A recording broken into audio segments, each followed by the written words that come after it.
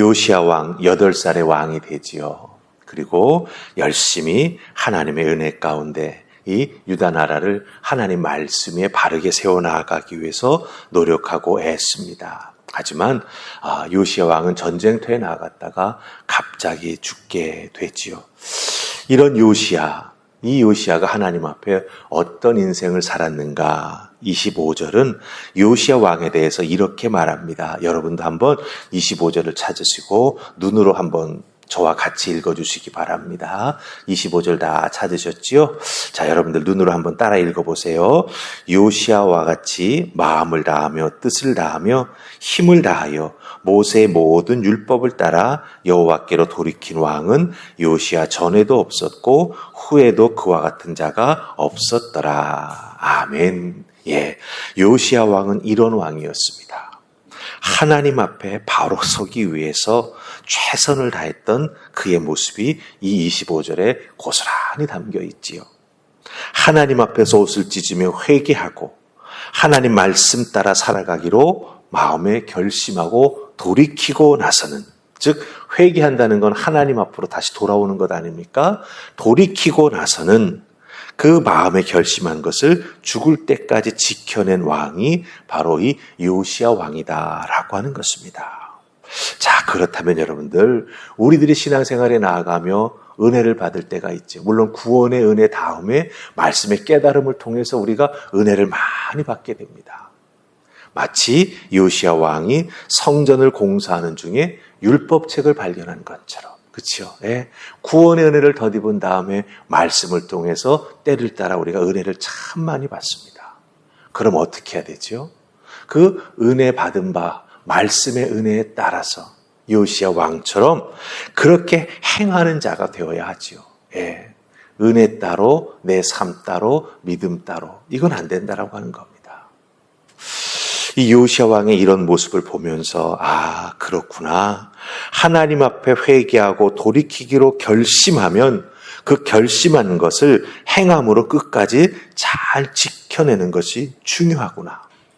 요시야를 통해서 우리가 알게 되는 것은 하나님 앞에 믿음으로 결심한다라고 하는 것은 하지 말아야 될 것을 잘라내는 것이고, 행하겠다고 마음먹은 것은 어떻게 하는 거예요? 죽을 때까지 꼭 지켜나가는 것, 그게 바로 하나님 앞에 믿음으로 바로 서는 것이구나. 하나님 말씀을 행하는 모습이 바로 그런 모습이구나라고 하는 걸 우리가 알게 된다라고 하는 거죠. 이런 요시야의 모습을 보면서 그래, 나도 요시야처럼 변화된 인생으로 내 인생을 끝까지 살아가야지, 이런 생각합니다. 그럼 여러분들 생각만 하면 안 되죠. 어떻게 해야 됩니까? 예, 행해야 되죠. 근데 그 행하는 구체적인 모습이 무엇일까요? 오늘 말씀 속에 보면 행하는 구체적인 모습이 나오고 있는 것을 보게 됩니다. 자, 우리 21절 보십시다. 하나님 앞에 변화된 모습으로 내가 살아가고 싶다. 그럼 그 행하는 모습이 도대체 무엇이냐? 21절에 나옵니다. 자, 우리 21절 같이 읽습니다. 시작.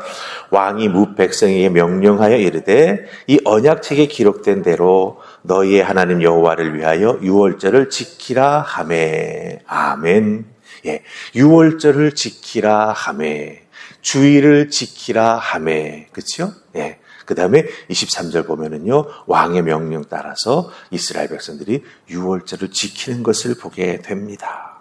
자, 유월절을 지키라 말합니다. 왜 유월절을 특별히 율법책을 발견하고 율법책을 읽고 가슴 치고 회개하고 나서 성전 정리하고 우상 숭배했던 거 다 정리하고 깨끗하게 모든 것을 다 없애버리고 난 다음에 하나님 앞에 행하는 것이 무엇입니까?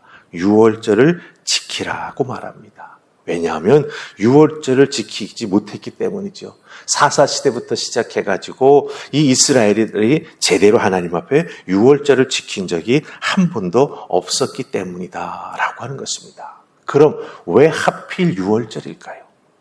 성경에는 다른 절기도 있습니다. 그렇죠?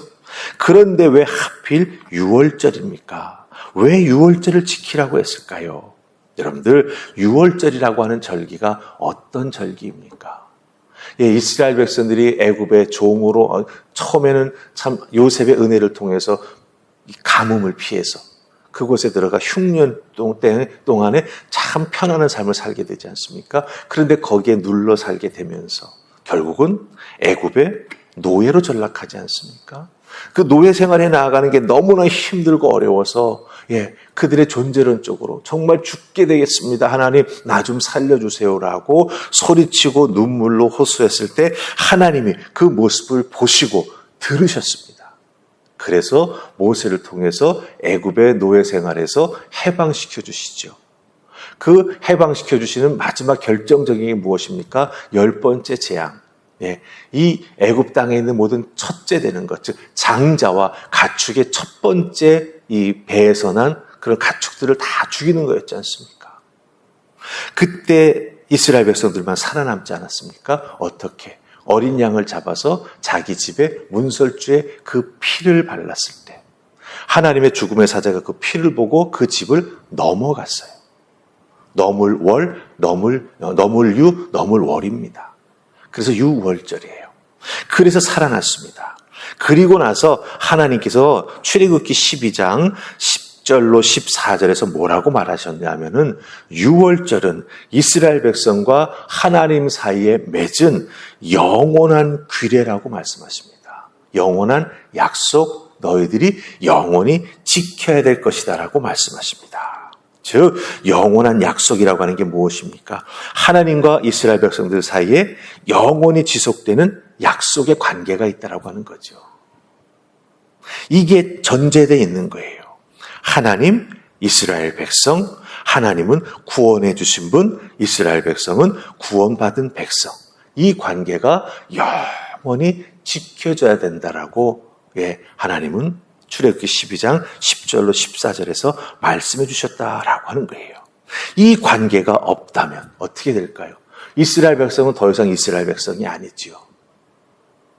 그렇기 때문에 오랫동안 지키지 못했던 이것을 다시 회복하라고 하나님께서 요시야 왕에게 하나님의 율법의 말씀을 통해서 깨닫게 해주시고 행하게 해주신 것이다 라고 하는 것입니다. 특별히 21절 말씀에 6월절을 지키라는 표현이 나오지요. 이 지키라고 하는 표현은 다른 말로 바꾸면 행하라고 하는 뜻입니다. 행하라. 여러분, 요시야가 율법책에서 이렇게 6월절에 대해서 써 있는 것 우리가 읽었지? 그거 잘 내용 기억해. 이렇게 말하지 않습니다. 기억하라고 말하지 않았습니다. 뭐라고 말합니까? 지키라고 말합니다. 행하라고 말합니다. 기록되어 있는 것 기억하라고 하는 것이 아니죠. 지켜 행하라고 말합니다.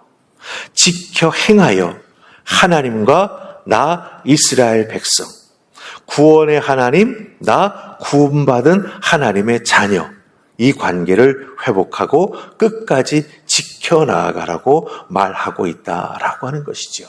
그럼 여기서 앞에 설교를 시작하면서 여러분에게서 말씀드렸던 것 있죠. 그렇다고 한다면 나도 변화된 인생으로 믿음 생활 끝까지 잘하고 싶은데 흔들림 없이 끝까지 내 코끝에 호흡이 있는 동안 하나님 앞에 헌신하는 믿음의 사람, 하나님은 나의 구원자, 나는 구원받은 백성, 이 관계를 꼭 이어가고 싶은데 어떻게 할 수 있겠냐라고 하는 거죠. 오늘날 우리는 유월절을 지키지 않습니다. 그러나 우리는 주일 예배를 지켜 하나님 앞에 행하고 예배를 드립니다. 여러분들, 주일 예배를 드린다라고 하는 게 무엇을 의미합니까?